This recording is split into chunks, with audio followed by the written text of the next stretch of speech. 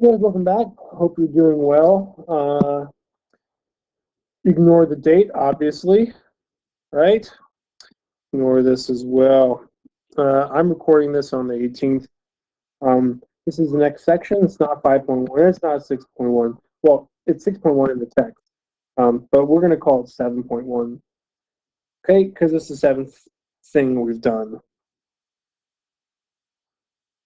So, as usual, let's go through a little warm up. I really would like you to try to do this on your own, and then you can follow along. Okay, but you gotta walk on your own, learn to walk, right? So pause, give it a go. Okay, so take a look. I'm gonna be doing. I'm just gonna copy this all over again. 12 is to 10, as x is to 60. Okay, so what we do to solve this thing, by the way, which is called a proportion, is we do cross multiplication, right? So 12 times 60, what's 12 times 60?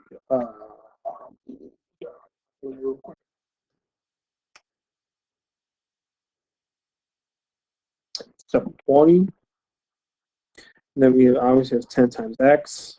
So now I divide 720 by 10, which is 72, 72. Okay. The scale of the map is 1 centimeter to 1 mile.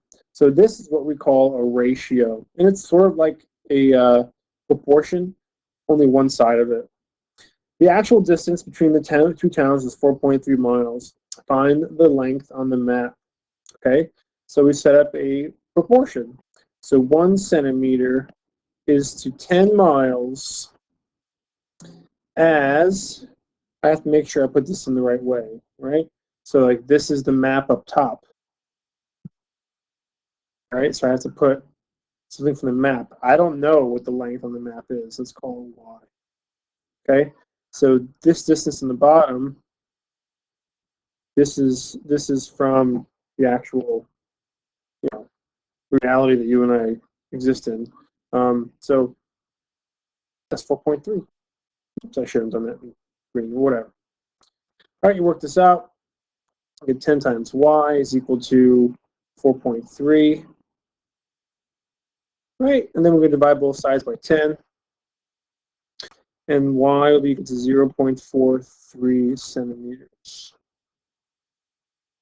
Okay, all right.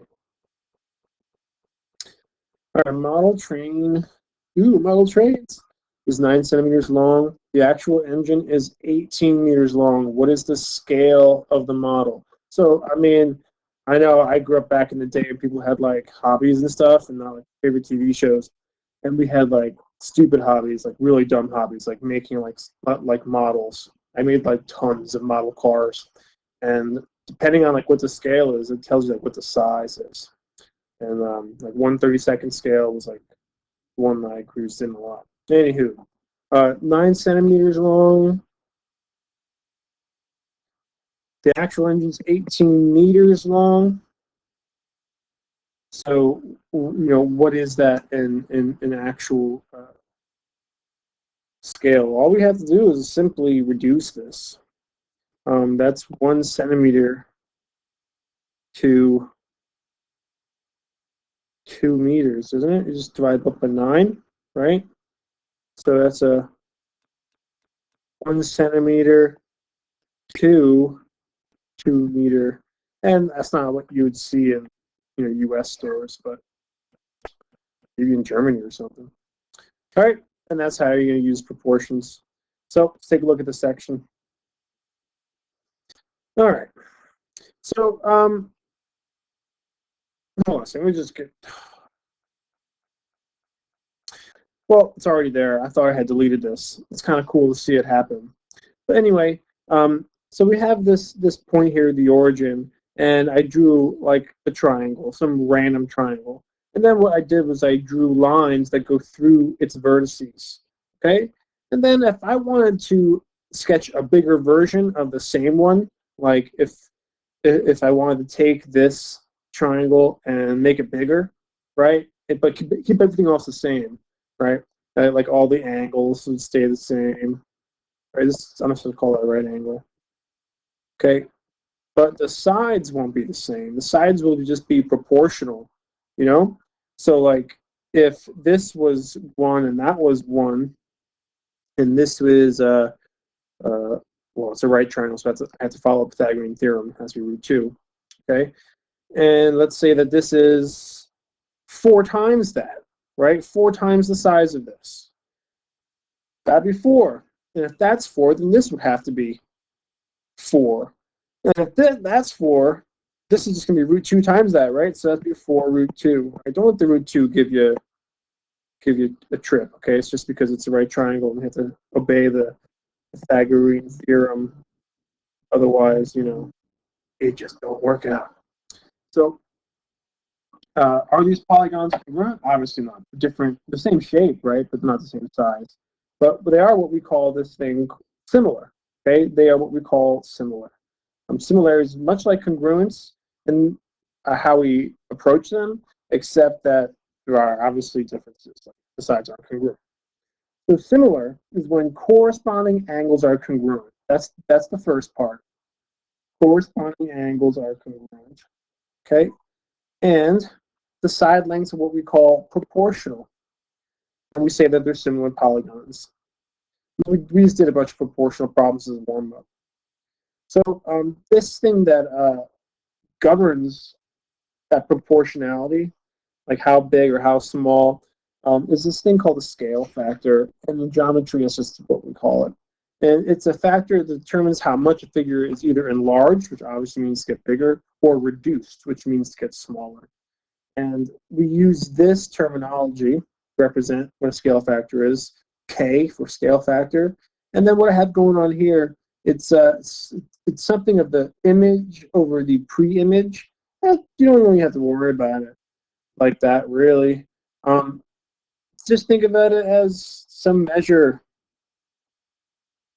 of one figure to some measure of another. Okay, for instance. All right, keep going. So the name of this next section is called similar polygon. Use similar polygons. Okay, and we're going to be using proportions to identify similar polygons. And this is an example of what a proportion looks like, and you've seen it. So we were asked to find the scale factor. Best to just learn through some examples here. So the fact that this is labeled P as we read prime is read. That means, well, no, that means equivalence in mathematics, okay? And that means we read that as P prime, okay? And that prime indicates that that's going to be our image. So our scale factor is going to be some measure of our image over our pre-image, if it's done in this sort of fashion. This thing here is called the center of dilation, which means it's just a sort of transformation. It's not really talked about a whole lot in this section. They mention it only because in the textbook, that's how it follows. But if you dilate something, you get obviously a proportional figure, as we see here. So this actually works to find the scale factor. Like you could use the size of the triangle, or you can use the distance from the center of dilation. It's just another way of doing it. So the P prime measure is actually this 5 here, and the original distance looks like a 10. So this is 1/2, which means that it's going to be a reduction. Because if K is less than 1, then it is, it is a reduction. If K is greater than 1, then it is an enlargement. Okay. So do you recall congruent statements? Probably not, but maybe you do. Write a congruent statement for any figures that can be proved congruent. Explain your reasoning. So I know you just did it, but This looks to me to be two right triangles, right? And it looks like we have the hypotenuse congruent and a leg congruent. So that looks like HL, but hell, we got SAS as well. We got ASA. These are congruent every which way. Either way, I definitely got two congruent triangles. And what's important here is order, right? So I would say like X, Y, W is congruent to triangle. That matches with that. So that's Z, right? Y mates with Y, obviously, and W. Okay, cool. So that's my congruent statement. What was important again was the order, right? And this idea of corresponding, that's what we just talked about. Corresponding is X corresponds to Z, so on and so forth. Oh, hold on. Oh, pardon me. Okay, so draw the connection to similar polygons. So obviously, these triangles here are not congruent. They're different sizes, right?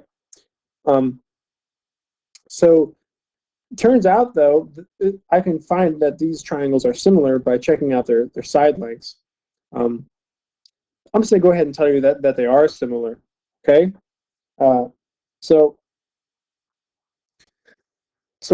if I wanted to prove to you that these were actually similar polygons, right? If they were proportional, this was a scaled model of the other one, then we would do what's called a similarity,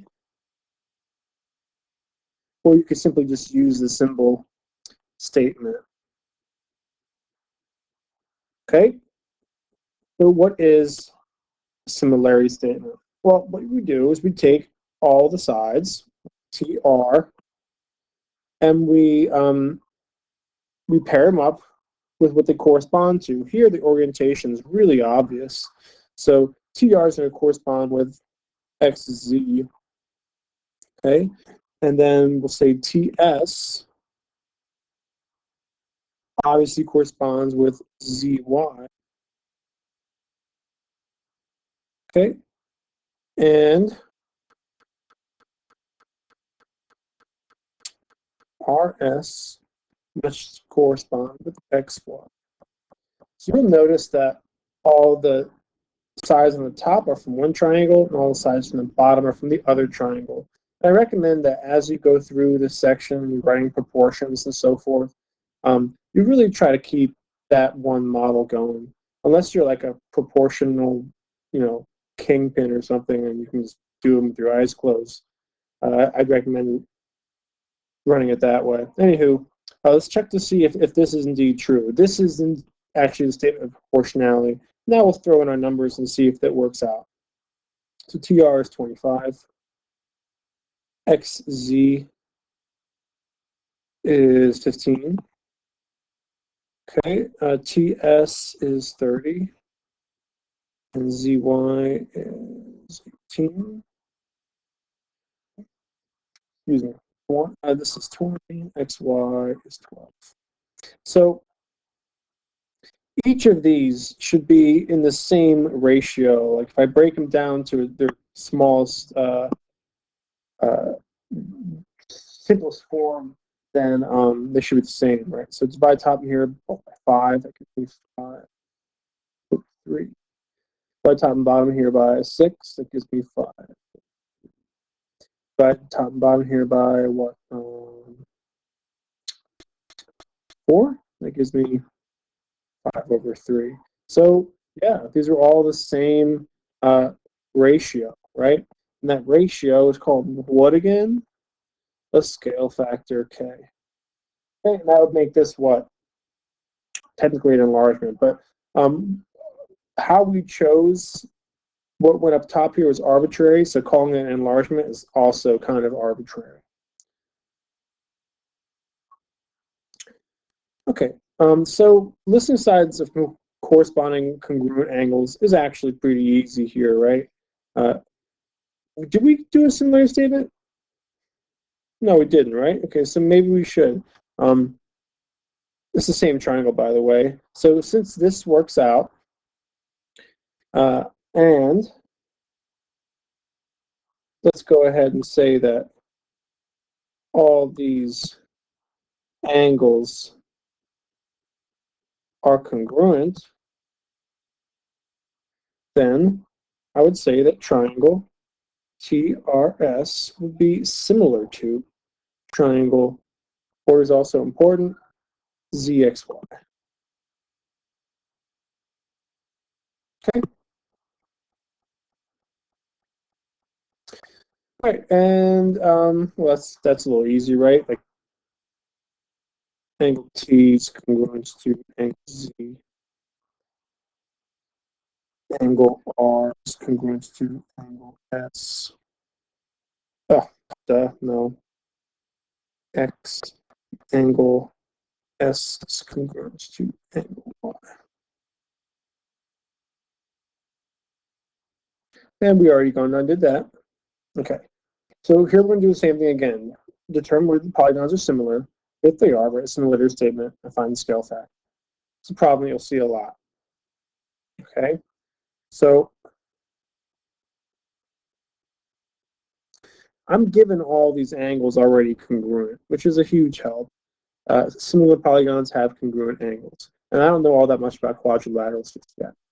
So if these are indeed similar, then what I want to do is I want to see if their sides are proportional.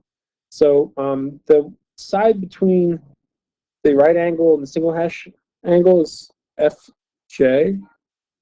You know what, let's just throw in the numbers. Make it a little quicker. Is 16. All right, the number in that corresponds in this polygon is 20. Okay, the one in between the single and the triple is 20 in this polygon. And in this polygon, which is a quadrilateral, it's 25. And we go about this just like this. Okay. And we do what we just did in the last slide, which is check to see if it's the same reducible fraction. Divide that by 4.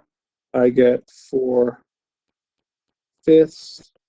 Do it again, I get, divide top by 5, I get 4/5. Divide by 6, I get 4/5. Divide by 3, I get 4. Okay, so yeah, these are indeed similar quadrilaterals. So I would say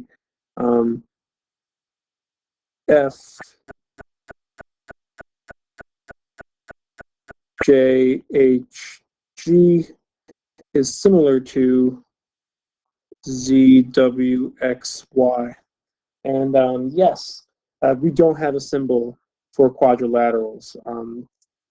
I mean, I've very rarely seen people do like a little picture of it. I've very rarely seen that. We usually don't do it. So that's my similarity statement. Okay, and this is my, well, technically it's not a statement of proportionality. This is where I check for proportionality, which I should have just used the Greek letter alpha to represent. Anyway, we didn't find the scale factor. Now, what's important with finding the scale factor is also order, because 1/2 and 2/1 are just reciprocals of each other, and that's what's going to happen here. So whatever they mention first is going to be what you put up on top. Think about this word 2 as kind of like the quotient, the divise. What's the word? I can't remember. The divisor. Okay, I think that's right. Anyway, let's get some measure of this polygon. Z, any one will do. Like 20, okay, which is ZW. And then see how it corresponds with its mate over here, which is clearly 16. That'd be FJ, right? So make sure that the one from this one goes up top. 20 over 16. That's going to be reduced to divide top and bottom by 4, 5/4. Okay, so this is actually my scale factor. not that, as far as how their question was. Okay? So keep that in mind. Always double check. It's a really frustrating way of getting a problem wrong. All right, so what if one side's missing? It's a nice opportunity to throw in some algebra in the form of a proportion. Probably the most useful thing you've ever encountered in high school. So in the diagram, these triangles are similar, and this gives me lots of information. You can always refer to it like corresponding angles, corresponding sides. All right. So EF is where X is. You don't have to do this every time, but it's probably a good idea to do it in the beginning. EF would be to what corresponding piece in the other triangle. It's pretty obvious here because orientation. EF corresponds with NP. NP. Okay, now I just pick another side, like ED. ED mates with MN. All right, let's throw in some numbers here.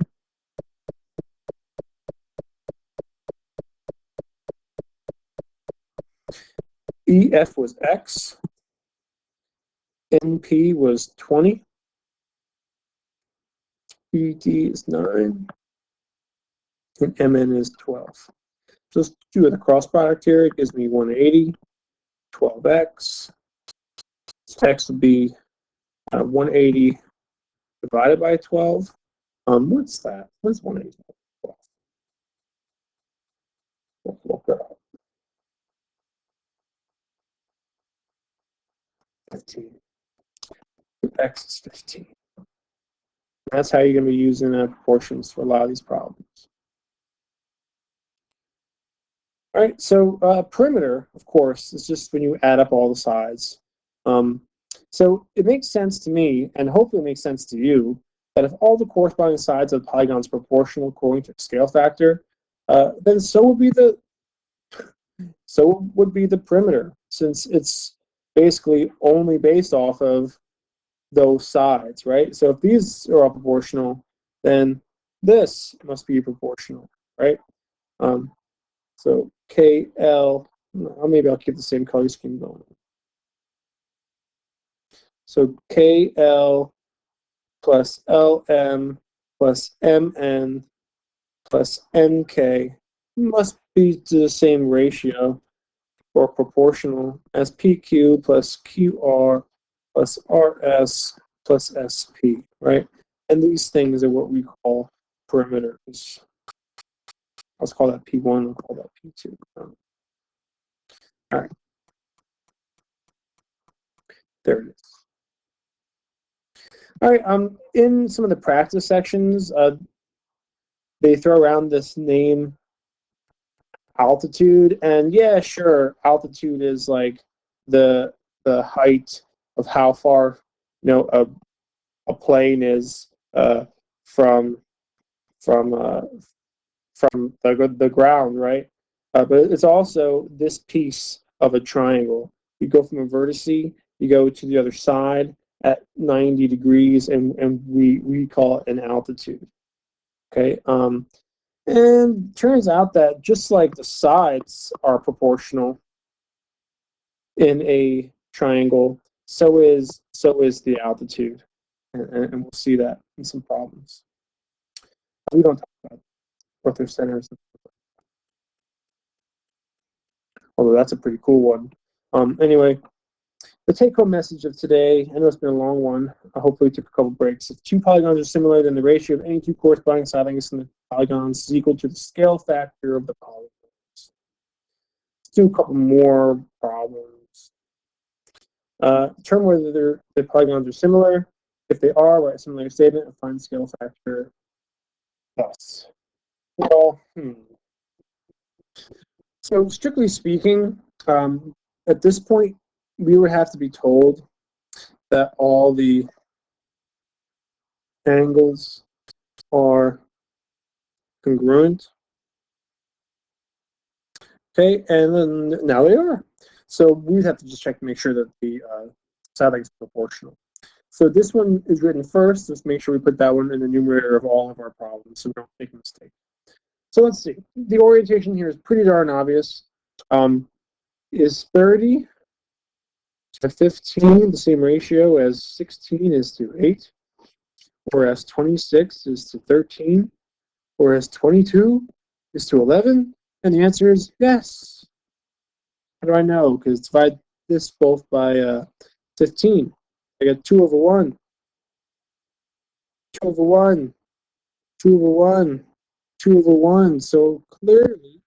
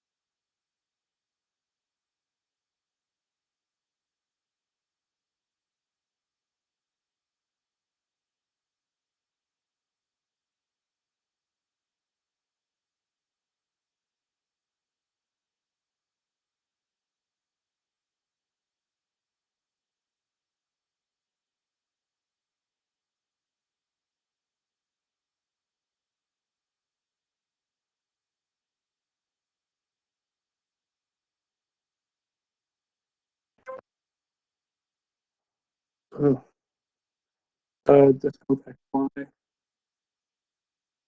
Oh, oh, see, I made a mistake.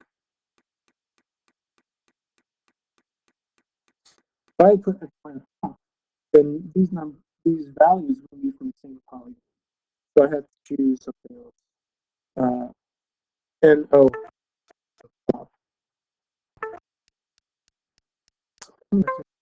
shut up. And what was it? NY is corresponds with XY. And O corresponds with XY. Okay, so let's throw these numbers in. MN is an X.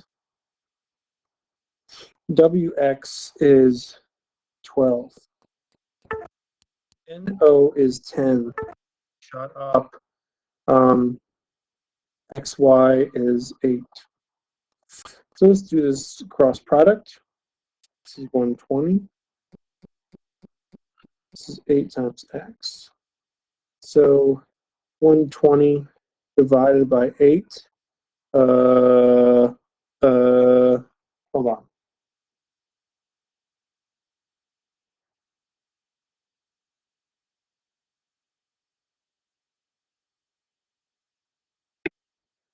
$15.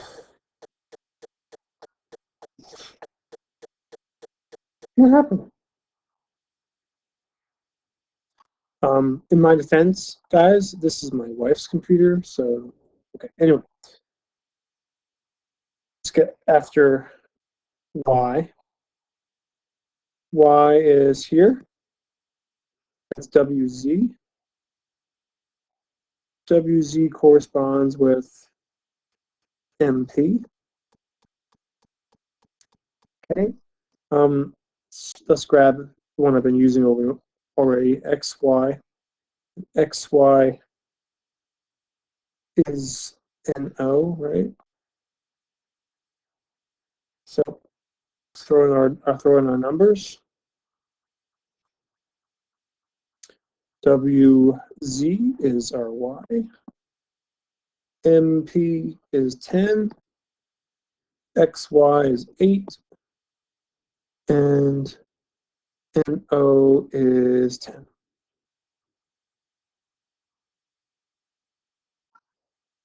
So let's do the cross product. So Y is 8. Cool. So then let's go do this Z business. So what do you know about similar polygons? Sides is proportional and angles are congruent. So that must be 135.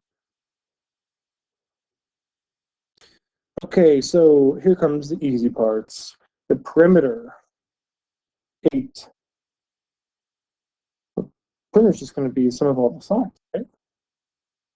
Okay, okay, so add all up. That's 8, right?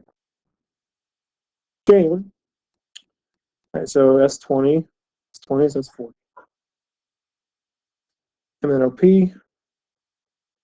this looks like, what was X? X was 15. Well, if these sides are congruent, then so must these sides be. This must also be 15. So that's 25, that's 25, that's 50. So the ratio of the perimeter of M and OP to the perimeter of W, X, Y, Z,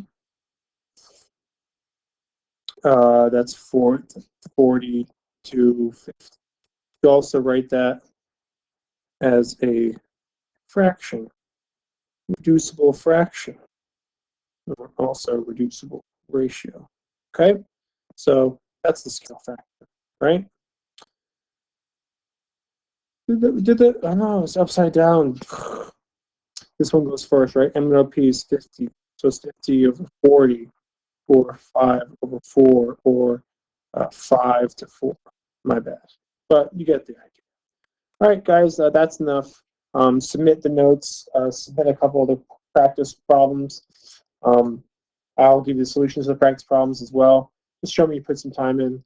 We're at 32 minutes now, so I expect you guys to put in at least another 10 minutes into practice problems. Get that 40 minutes in. All right? Hope you guys are doing well.